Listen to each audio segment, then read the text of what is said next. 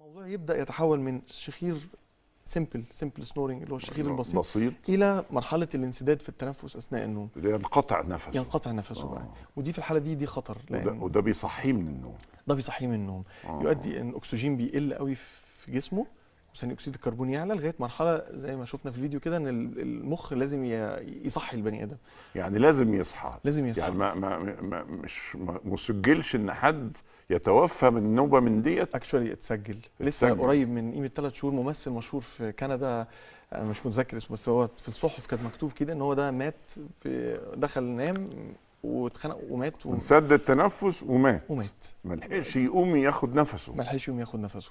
ليه؟ لان احنا لما بنشوف الناس دي وهي نايمه وبنسجل لهم بنلاقي اثناء الاختناق مفيش هواء داخل وخارج. ايوه. الاكسجين بيقل، ضربات القلب تبدا تبطأ ممكن تتوقف. آه. هو لما بقى بيصحى ترجع ضربات القلب تسرع تاني ويبتدي يسرع تاني. بيصحى نتيجه نقص الاكسجين دوت بيصحيه، بينبه يمكن المخ او كده بالظبط. طيب فبتدي يبدا يصحى.